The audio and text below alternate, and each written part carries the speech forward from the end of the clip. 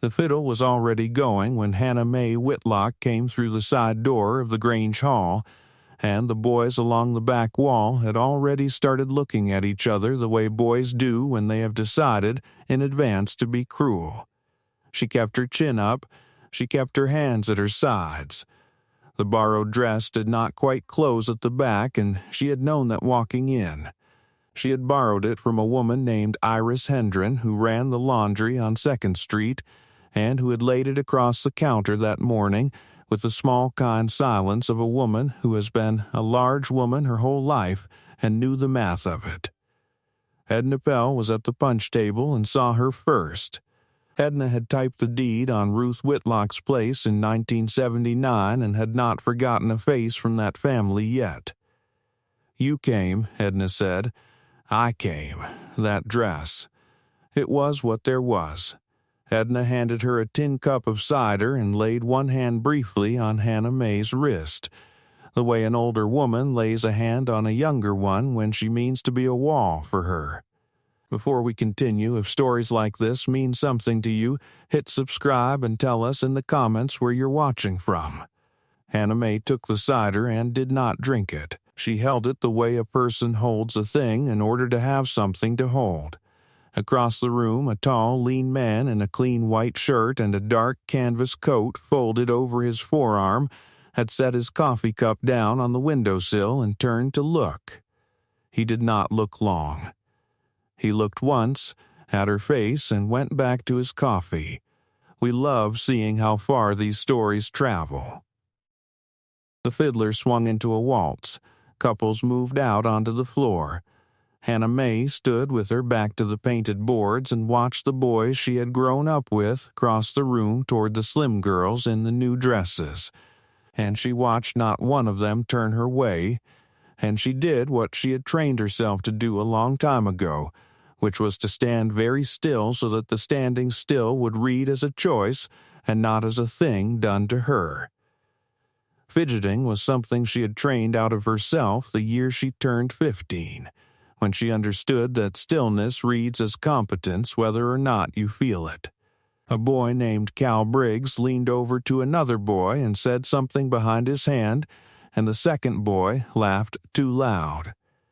The word he used was the newer word. Hannah Mae heard it. Edna at the punch table heard it. The fiddler at the end of the hall heard it and did not lift his bow for the next set. A second boy, a Pell cousin who had drunk too much of his father's whiskey on the drive in, said something else under Cal's laugh, and a third boy by the door looked at Hannah Mae and looked away the way men look away from a thing they are about to be ashamed of and would rather not see. That was when the rancher crossed the floor. He did not hurry. He walked the way a man walks across a corral toward a horse another man has frightened, slow and low and with his hands where they could be seen. He stopped 3 steps short of her. He took his hat the rest of the way off. He looked her in the eye, not at the dress, not at the place where the borrowed fabric strained, and he said her grandmother's name first. "Miss Whitlock." "Yes, Caleb Rourke. I run the Baldies up on Sand Creek. I know who you are. Would you do me the honor?" He held out his right hand palm up, the way a man holds a hand out to a yearling that has never been touched, and he waited. He did not look at the boys against the far wall. He did not need to.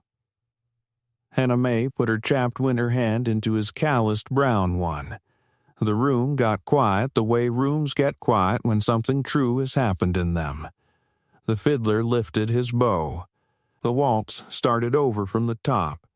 Caleb Rourke turned her out into the middle of the floor and danced with her with one hand at the small of her back like she was a thing he had been entrusted with. And he was not a fine dancer, and neither was she, and that did not seem to be the point of any of it. He held her at exactly the distance a man holds a woman he respects, which is to say at the distance her grandmother would have approved of, and he led with his shoulder the way a man leads a green horse, and Hannah Mae found that her own feet remembered a thing Ruth had taught her at 11 years old in the kitchen with the range door open for warmth. The boys against the far wall did not laugh anymore. There is a kind of standing up a man can do in a room that takes the laughter out of every other man in it without a word being said. Cal Briggs found a reason to look at his boots. The Pell cousin found a reason to be outside on the porch. The third boy by the door found a reason to refill a punch cup he was not drinking out of. When the waltz was over, Caleb walked her back to the side door and lifted her grandmother's woolwork coat from the peg where she had hung it and held it for her while she put her arms through. He did it the way a man holds a coat for his own mother, without ceremony and without lingering. "I heard about the place out on Muddy Creek," he said. "It went for taxes. $43, they said." That is what they said. A good place will wait for the right one to come home. He said it the way a man says a line he has been told once by somebody who meant it. Then he tipped his hat, and he stepped out into the August dusk, and Hannah May stood in the doorway and watched him cross the yard to his truck without looking back. The dusk was the warm violet of a high desert August, and the cottonwoods at the ditch behind the Grange Hall stood still in it, and the heat of the day was still coming up out of the boards of the porch under her boots.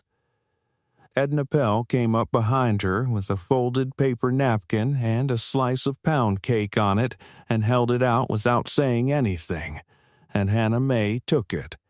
And the two of them stood at the side door of the Grange Hall a long while and did not speak. She went to the courthouse on Monday morning with her coffee tin under her arm. Edna Pell was at the recorder's window and slid the parcel paper across the worn oak counter without a word and went back into the records vault and came out with a heavy iron ring key wrapped in oiled brown paper. "Your grandmother always said the place would wait," Edna said. "How long has it been in here? Since 1979. Who held it before you, my mother?" Before her, the clerk who took the deed off Ruth in the winter of '78. He put it in the safe and wrote a card. The card is still on the ring. She turned the key in her hand, and there was a small paper tag tied to it with a length of red linen thread. The card said, in a hand Hannah May did not know, "Hold for a Whitlock woman." Hannah May counted out 43 $1 bills onto the counter, and Edna stamped the deed and slid both the deed and the key back across the oak, and she laid her hand on the back of Hannah May's hand for 1 second, and Hannah May walked out into the August sun with the key in one pocket and the deed in the other. The old Muddy Creek wagon road climbed 9 miles north out of town through silvered sage that brushed the doors of her grandmother's 1978 Ford. The cottonwoods at the ditch had not yet gone gold. The sky was the hard, pale blue of late August, and the heat shimmer came up off the flats by 10, and when she crested the last rise and saw the homestead standing on the bench above Muddy Creek, the rusted barbed wire fallen in long curls in the grass, and the meadowlark's nest tipped through the chimney flue, and the cedar boards of the old tack room weathered to bone, she stopped the truck in the middle of the road and got out and stood for a long time and did not move. The kitchen door was swollen in its frame, and she put her shoulder to it. The iron key turned on the third try. Inside, the air smelled of cold wood smoke and dust, and the dry, sweet ghost of hay. Ruth's scarred kitchen table was still under a canvas tarp. The hand pump at the dry sink was still wrapped at the handle with the strip of red flannel Angus Whitlock had tied there in 1889. The sewing basket Ruth had kept on the shelf above the kitchen window was still there. The lid still set on it, just slightly off square the way Ruth had always set it. Hannah May lifted the tarp off the table and folded it once and set it on the chair. She put her hand flat on the scarred wood for a moment, on the place where Ruth had rolled out biscuit dough every Sunday morning of Hannah May's childhood. The wood was cold and dry under her palm. She did not cry. She turned the hand pump handle 3 times, and water came up out of the well brown for a moment and then clear, and she washed her hands in the basin and dried them on a flour sack towel she found folded in the drawer where flour sack towels had always been folded. She went out the back door across the yard to the tack room and put her hand flat against the back wall of cedar boards that Angus had laid up deeper than the room ever needed to be, and she felt a faint vertical seam where the cedar did not quite meet itself. She worked the seam with her grandmother's old hoof-pick, and a panel the height of a man swung silently inward on hand-forged iron hinges. Behind it was a small, dry, cedar-lined room the size of a horse stall. She lit the kerosene lantern, and the room came up warm and amber around her. 12 mason jars of double eagle gold coins stood on a low shelf, each one labeled in copperplate hand with a year between 1889 and 1933. A leather-bound brand book and a 400-page cattle journal lay beside them. A Visalia stock saddle with bright silver conchos stood on a sawhorse.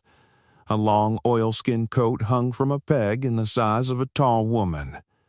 On the cedar chest under a smooth river stone was a sealed envelope of heavy cream paper addressed in the same copperplate hand to whoever finds this. She sat down on the floor with her grandmother's coat around her shoulders and broke the seal with her thumb. To whoever finds this. If you are reading this then, the place has waited the way I asked it to wait. My name is Angus Callum Whitlock. I came up out of Aberdeenshire in 1882 with a rope and a brindle dog and a hunger to put my hands on a piece of ground no man could take from me.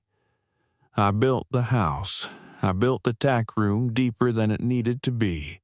I put what I could not spend behind the cedar wall, year after year, because I had 3 daughters and I knew the world the daughters of a small Scotsman would have to walk through, and I knew a day might come when a woman of my blood would stand somewhere with nothing in her pocket but salt, and I wanted there to be a door she could open. Keep the cattle if you can. Keep the journal going in your own hands so the line is not broken. Do not measure yourself by what the world saw from across the yard. The world was wrong about me. The world will be wrong about you. The bone of the thing is the thing. Angus Callum Whitlock, the 14th day of November, 1933. She folded the letter once along its old crease and held it on her lap and did not cry. The lantern light moved slow on the cedar walls, and outside on the bench the August wind moved through the sage the way it had moved through it in 1889. She slept that night on the bare ticking of her grandmother's bed with the wool work coat pulled over her, and she dreamed of nothing she could afterwards remember, and she woke at first light to the sound of a meadowlark in the chimney and lay a long while looking up at the soft pine boards of the ceiling and at the cracked square of window that her great-grandmother had set the glass in by hand. Caleb Rourke came up the wagon road on the following Saturday with a load of clean meadow hay in the bed of his green ranch truck and a young blue heeler pup riding in the cab. He unloaded the hay into the loft without being asked.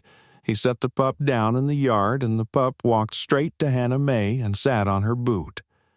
"She picked you at 4 weeks," he said. "Will not be talked out of it. What do I owe you for the hay? Nothing, Mr. Rourke. Caleb, I do not take what I cannot pay for." He thought about it honestly, the way a man thinks before he answers a thing that matters. "Then pay me in coffee." All right. He sat at the far end of Ruth's scarred kitchen table that first Saturday with his hat on the chair beside him and his coffee cup at the far edge of the wood. And he asked her 3 questions about the south slope and the water rights on Muddy Creek, and he answered the 2 she asked back about the bottom price on bred Herefords up at Pendile, and he was gone before sundown. He came back the next Saturday. He brought a coil of new barbed wire and a pair of fence pliers that had been his father's, and he walked the north line with her until the sun got too high, and they fixed the worst of the fallen wire, and he drank 1 cup of coffee at the kitchen table at the chair one place nearer than the Saturday before, and he was gone before sundown. He came back the Saturday after that. He brought a small sack of cracked corn for the laying hens she did not yet have, and a paper of seed for a kitchen garden it was too late in the year to put in, and he set them on the porch, and did not call them gifts. And he drank 1 cup of coffee at the chair one place nearer than the Saturday before. He came back through the whole of that warm August and into September. His coffee cup moved over the weeks from the far end of the table to the near end, not all at once. Hannah May did not name it. He did not name it. The pup grew and slept across the threshold of the kitchen door. He fixed the second porch step the third Saturday without saying he was going to. He set a new hinge on the kitchen door the fourth Saturday without saying he was going to. He oiled the hand pump handle the fifth Saturday and rewrapped the red flannel strip on it because the old strip had gone fragile in the heat, and he tied the new strip the same way Angus had tied the old one, with a slip knot at the back so it could be tightened when the wood swelled. He did not mention it. He did not have to. On the fifth Saturday, sitting at the chair one place nearer than the Saturday before, he set his coffee cup down and looked at the sewing basket on the shelf above the kitchen window. That was Ruth's, he said. It was. My mother had one like it. From the same store, I think. The same maker. Where is your mother? Gone since I was 22. And your father. Gone before that. Brothers one killed at a logging camp up by Dubois the year I bought the Sand Creek lease. He said all of this the way a man reads off a list of things he has read off before. He did not look up from his coffee. Hannah May did not ask anything else. She got up and put a second pot of coffee on the range, and she set a slice of cold pound cake on a plate on the table between them, and she sat back down, and that was the whole of the thing. The town began to talk. It always does. Mrs. Lurleen Briggs, who was Cal Briggs's mother, and who had prepared concern at home for years before delivering it in public, found Hannah May at the post office counter on a Thursday in late August, with the heat shimmer rising off the asphalt outside. I will say this once, Miss Whitlock, and only because your grandmother and I were girls together. All right. A man like Caleb Rourke does not drive 9 miles for coffee. No, you understand, he could marry any thin girl in this valley. He could, then I trust you understand what you are. Hannah May set her grandmother's coin purse down on the post office counter and looked Lurleen Briggs in the eye the way Ruth had taught her to look at a cow whose calf was coming wrong. Mrs. Briggs, yes, I understand exactly what I am. She picked the coin purse back up and walked out into the August sun and did not let the screen door slam. Old Tom Beasley was on the bench outside the post office with a cane between his knees and a paper sack from the bakery beside him, and he had heard the whole of it through the open door. Miss Hannah May. Mr. Beasley, your grandmother would have said it the same, I know. She would have said it with the same face, I know. He nodded once, the small grave nod of a man who has known a family 3 generations and has seen the same face on 3 women now, and he did not say anything else, and Hannah May walked on to the Ford. The dust storm came on a Tuesday in the second week of September. It came up out of the South Flats by noon, and the sky went the color of weak tea, and the cottonwoods at the ditch laid over sideways in the wind. Hannah May was at the feed store on the main street loading 2 sacks of cracked corn into the bed of the Ford when the man got out of the late model black truck at the curb.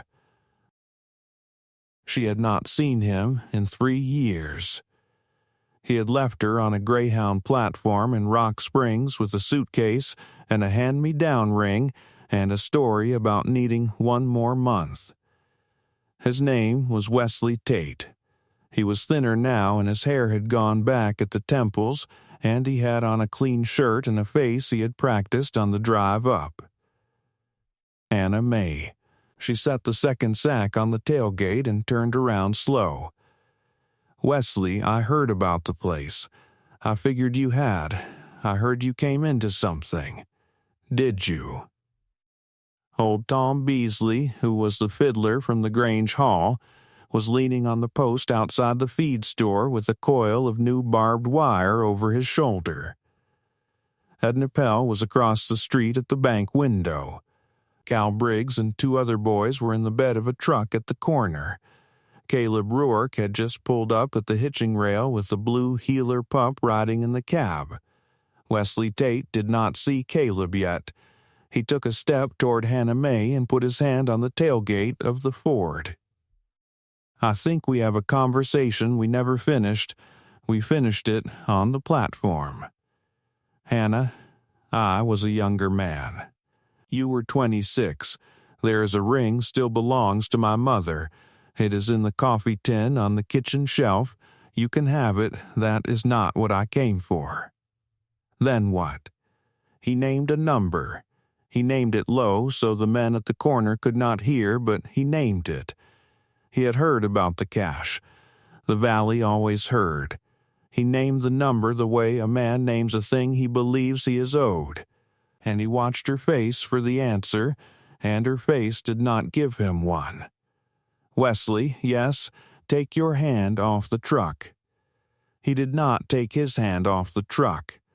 That was when Caleb Rourke stepped down off the running board of his truck and crossed the dusty boards of the feed store walk and stopped 3 steps short of them, the way he had stopped 3 steps short of her at the Grange Hall in August. He took his hat off the rest of the way. He did not raise his voice. "Mr. Tate, this is between me and her. It is not. And who are you?" "Caleb Rourke. I run the Baldies up on Sand Creek. I am the man who will be standing here when you go." "I am not going."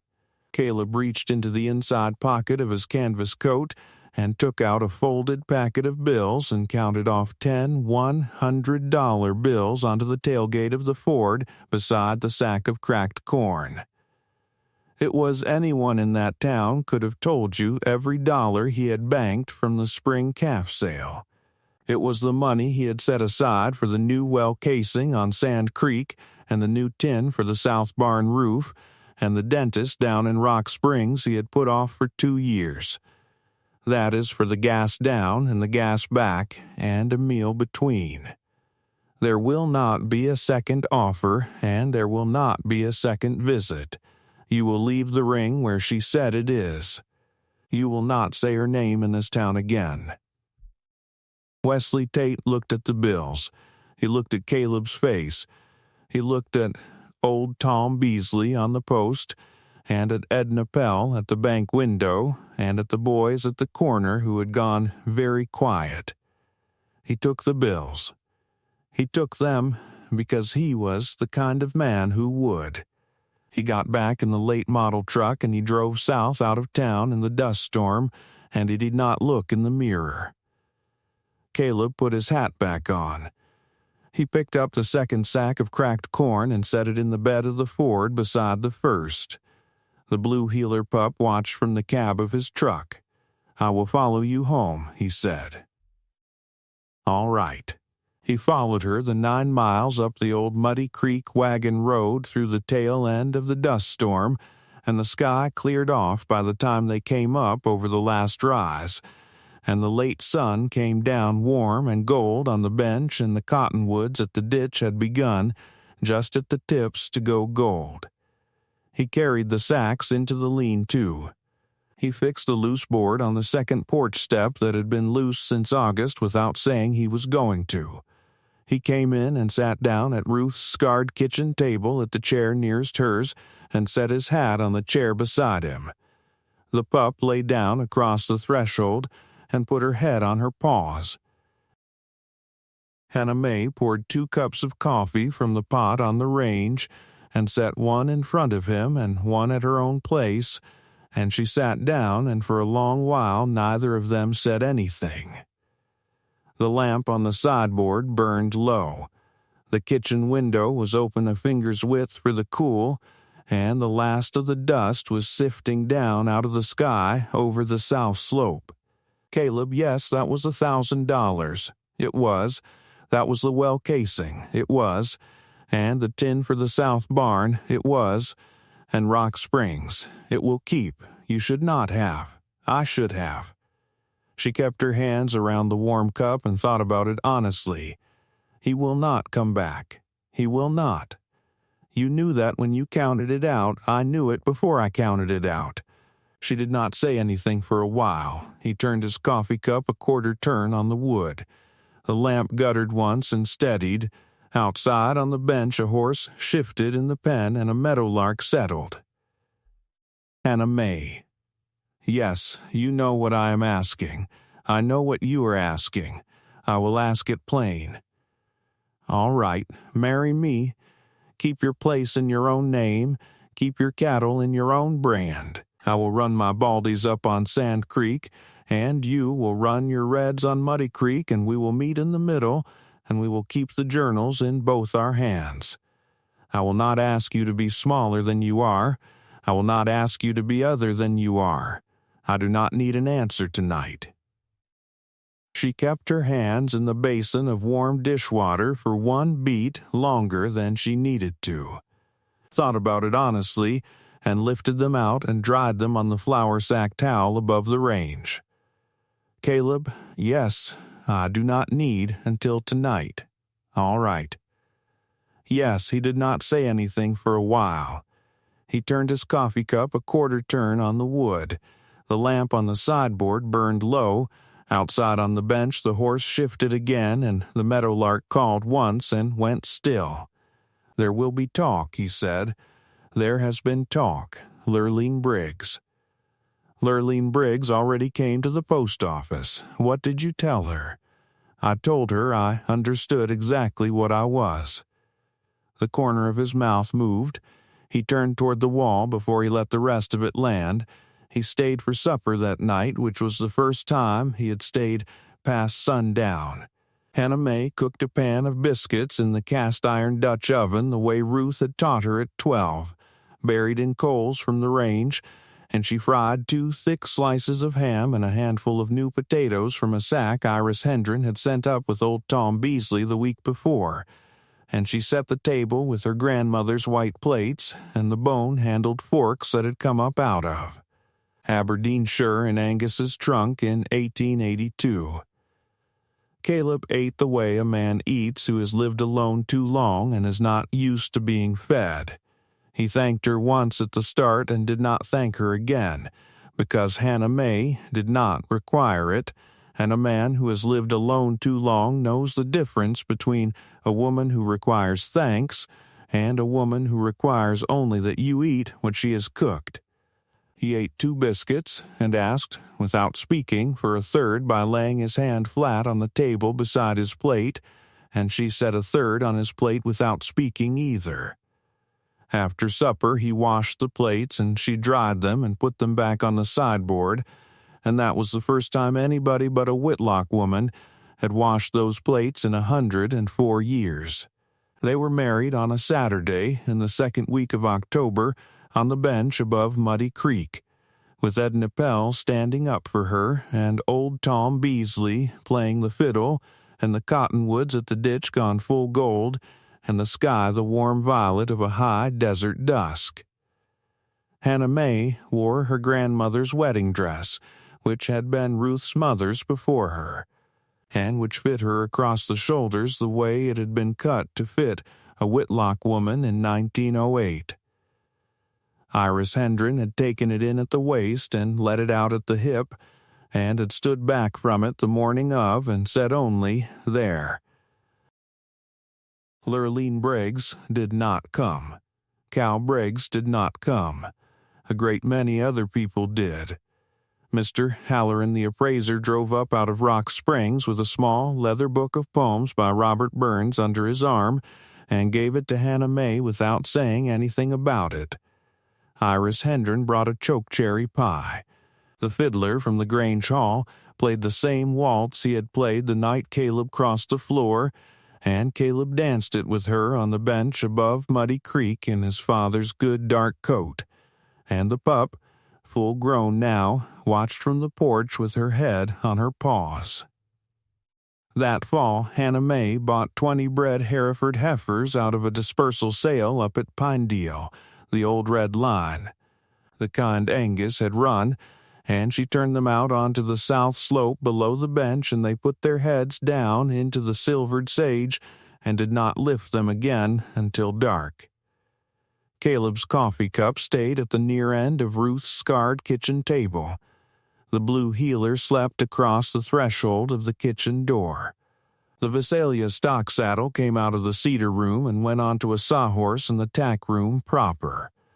And Hannah May oiled it once a week with Neat's foot oil the way Angus had oiled it in 1933, and she rode it on a sorrel gelding Caleb brought down from Sand Creek for her in late October.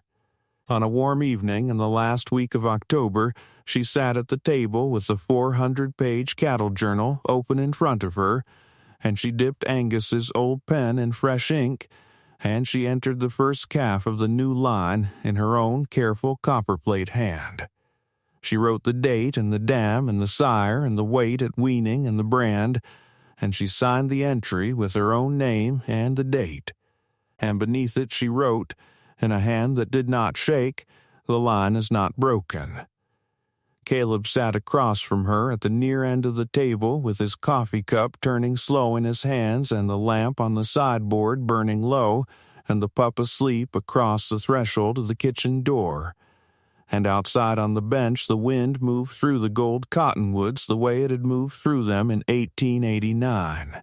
And neither of them said anything, and the quiet held.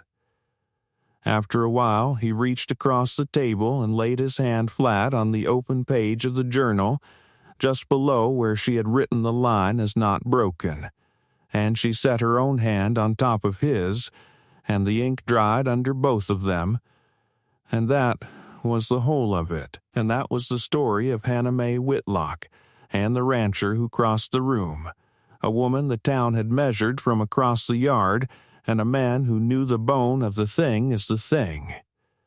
Tell me in the comments where you're watching from tonight and whether you have ever known a man or been a woman who learned what it was to be chosen.